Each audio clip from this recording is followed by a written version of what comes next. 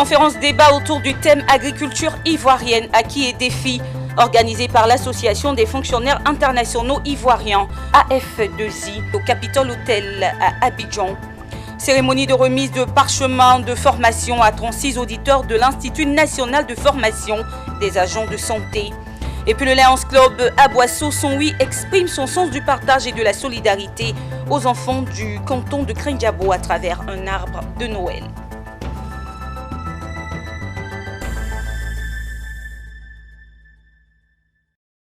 Et voilà pour les titres. Madame, Monsieur, bienvenue. En Côte d'Ivoire, l'agriculture représente 23% du PIB, un secteur vital de l'économie ivoirienne, objet de réformes profondes depuis quelques années. Une transformation structurelle du secteur à laquelle veut contribuer l'Association des fonctionnaires internationaux ivoiriens, AF2I. À cet effet, elle a organisé une conférence débat avec pour thème agriculture ivoirienne, acquis et défis. La cérémonie a eu pour cadre le Capitol Hotel à la Riviera Golf à Abidjan. Le reportage de Emmanuel Bonzo, Richard Akeke et Marius Seri.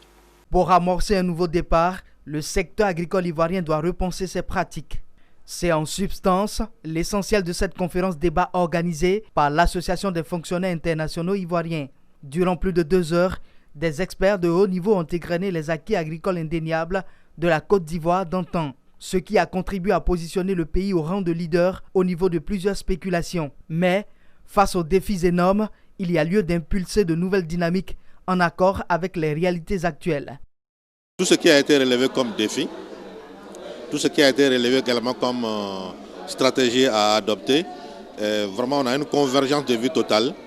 Ce sont les mêmes défis que nous avons identifiés lors de l'élaboration du PNIA 2. Nous, le modèle qu'on a présenté, c'est un modèle dans lequel les petites agricultures sont incluses dans une chaîne de valeur forte, où tout l'écosystème est déjà conçu, où elles se concentrent sur leur rôle de production et dans lesquels on les forme à améliorer leur rendement et de pouvoir produire sur une qualité pour avoir accès au marché, puisque le marché devient de plus en plus compétitif. C'est donc un changement de cap politique qu'il faut enclencher pour une redynamisation du secteur agricole national.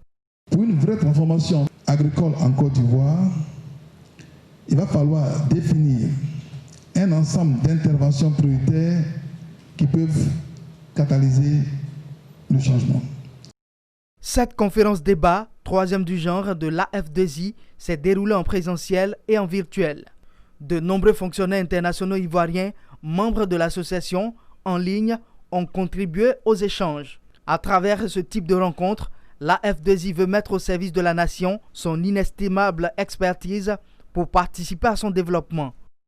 Notre rôle se situe à plusieurs endroits, mais plus spécifiquement au niveau du conseil scientifique, au niveau du conseil technique, au niveau du conseil économique, au niveau du conseil financier vis-à-vis du gouvernement, afin de fournir les éléments, les pistes de réflexion et de solutions pour les problèmes que l'on a constatés au niveau du financement de l'agriculture, au niveau de la création d'emplois en zone rurale, au niveau aussi de la transformation même structurelle de notre agriculture. C'est donc un nouveau chapitre de l'histoire agricole à écrire pour un développement efficace du secteur. Il s'agit en effet de s'appuyer sur les acquis pour réaliser les transformations structurelles majeures pour continuer à faire de l'agriculture un poids lourd de l'économie nationale. 36 auditeurs de l'INFA, entendez Institut national des agents de santé, ont reçu leur parchemin. Après un master en sciences pédagogiques de la santé préparé en 2 ans, ces auditeurs venus du Tchad, du Burkina Faso et du Mali peuvent retourner dans leur pays. Désormais, leur mission sera de contribuer à combler le déficit d'enseignants qualifiés en pratique de sages-femmes dans la sous-région. Mondésir Nascimento et Ismaël Doza nous en parlent. Contribuer à combler le déficit d'enseignants qualifiés en pratique de sages-femmes dans la sous-région, c'est le but principal de cette formation dispensée à 36 auditeurs venus des 4 coins d'Afrique. Au bout de 2 ans, ces auditeurs, venus notamment du Burkina Faso, du Mali, du Tchad, de la Mauritanie et de la Côte d'Ivoire, partent de l'INFAS, Institut national de formation des agents de santé, avec le master en pédagogie des sciences de la santé. Au cours d'une cérémonie organisée pour les célébrer, la directrice générale de l'INFAS, professeure Méliane Da Sanogo, a félicité les récipiendaires et exprimé ses attentes, celle de voir impacter positivement les soins administrés à la mère et l'enfant en Afrique. Il s'agit avant tout de former des ressources humaines de qualité pour assurer la formation donc des étudiants dans les écoles de formation des infirmiers, de manière à ce que sur le terrain, on puisse prodiguer des soins de qualité. C'est vrai que pour que tu aies des soins de qualité, pour que l'agent de santé soit bien formé, il faut qu'il ait été bien encadré. Et c'est ces ressources humaines-là que ce projet a permis donc de mettre en place. Pour les récipiendaires, la formation, bien que difficile, était passionnante au regard de sa richesse et de la méthodologie. La formation, elle était certes difficile, mais elle était très passionnante parce que nous avons appris de nouvelles techniques. Figurez-vous, vous apprenez une autre manière d'enseigner alors que vous êtes enseignant. Quand vous venez voir vos anciens cours, vous voyez qu'il y a quelque chose qui a été fait. Siaka Kone, conseiller technique et représentant le ministre de la Santé et de l'Hygiène publique à l'occasion, a félicité au nom de sa hiérarchie les auditeurs pour leur courage et leur persévérance. Il a souligné sa fierté de voir sortir de l'INFAS des cadres capables de relever les défis de la santé en Afrique. Le ministre est fier d'eux. Le ministre est fier de cette école de formation qui a commencé d'abord avec le premier cycle et avec le second cycle. Et après, on met un pas pour le troisième cycle. La promotion de ces 36 premiers auditeurs est dénommée Promotion Kassim Traoré pour perpétuer la mémoire d'un auditeur malien malheureusement arraché à leur affection au cours de cette formation. On l'annonçait en titre, le Lions Club Aboisseau 108 a fait vivre aux tout petits du canton Krindiabo la magie de Noël. Le club service a organisé dimanche dernier un gigantesque arbre de Noël au profit de tous les enfants de la localité. Une façon pour cette organisation d'exprimer son sens du partage et de la solidarité en ces moments consacrés aux tout petits. Ils étaient tout heureux, les enfants du canton Krindiabo, de recevoir le Père Noël en ce dimanche du 27 décembre 2020. Les mains chargées de présents, il a comblé chaque tout-petit venu à sa rencontre à cette occasion. Une magie de Noël occasionnée par le Lions Club Aboisseau 108 en faveur des enfants des différents villages du canton de Krindiabo. Noël, c'est cet enfant qui, dans sa simplicité du mangeoire, et qui nous invite à oser un autre regard, celui de la miséricorde, du sacrifice et de l'amour. C'est dans ce contexte de partage et fidèle à notre slogan We Serve que nous, lions du club Aboisseau 108 et à l'initiative de l'IPTG Christian Decamp, avons décidé d'organiser ce gigantesque arbre de Noël au profit des enfants venus des différents villages du canton de Krindiabo. Chaque année, la fête de Noël, c'est un moment de grand bonheur, un moment d'humanité. Pour le Lions Club, c'est le moment, vraiment, c'est le moment choisi pour manifester notre solidarité. Pour le club service, il s'agit d'exprimer son sens du partage et de la solidarité à cette occasion consacrée aux enfants. Pour ces derniers, ils ne peuvent que dire merci aux donateurs. Que Dieu vous bénisse et vous donne la santé. Ce sont plus de 700 enfants qui ont vécu ce moment de rêve avec la réception d'un cadeau. Ils ont été sélectionnés en fonction de leurs excellents résultats scolaires et de leurs conditions d'enfants démunis et orphelins. Cet arbre de Noël organisé par le Lions Club Aboisseau 108 s'est achevé par un match de gala placé sous la présidence du docteur Eugène Akaouele, ministre de la Santé et de l'Hygiène publique et président du Conseil régional du Sud Comoé.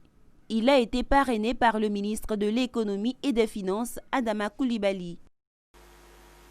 Et c'est un reportage de Hervé Atta et Zeynab Dosso. Rendons-nous à présent dans la région de Landénié-Djoablin, à l'est de la Côte d'Ivoire, précisément dans la commune de Niablé, où 500 enfants ont reçu des cadeaux à l'occasion de la fête de Noël 2020. L'action est à mettre à l'actif des autorités municipales qui n'ont pas lésiné sur les moyens pour offrir une fête de rêve aux tout-petits. Le reportage de Joseph Assali.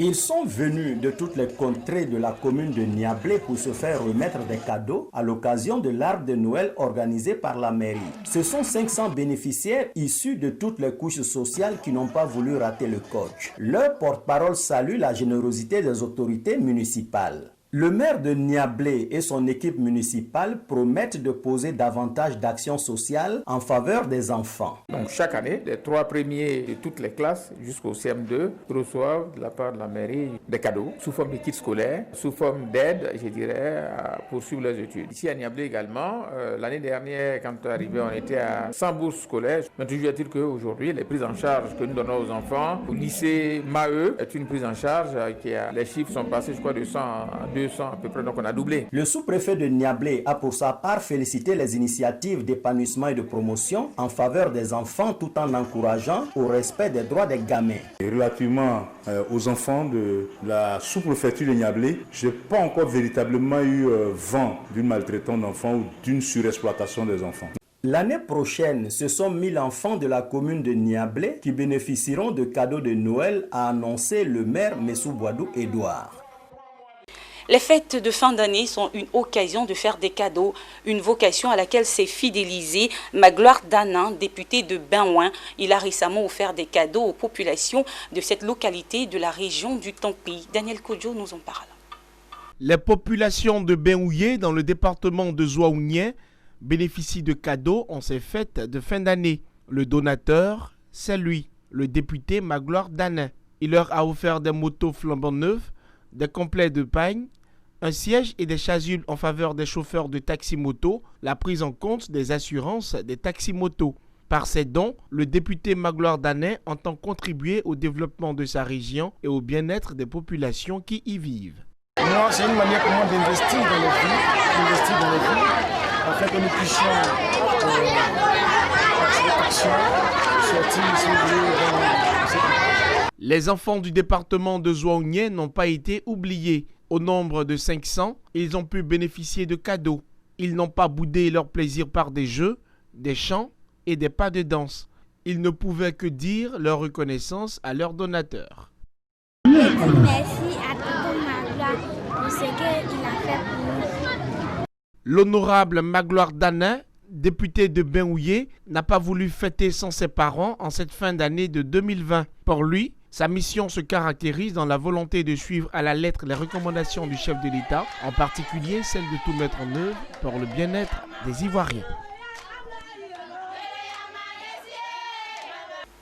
Et c'est la fin de ce journal. Merci de l'avoir suivi. Au revoir.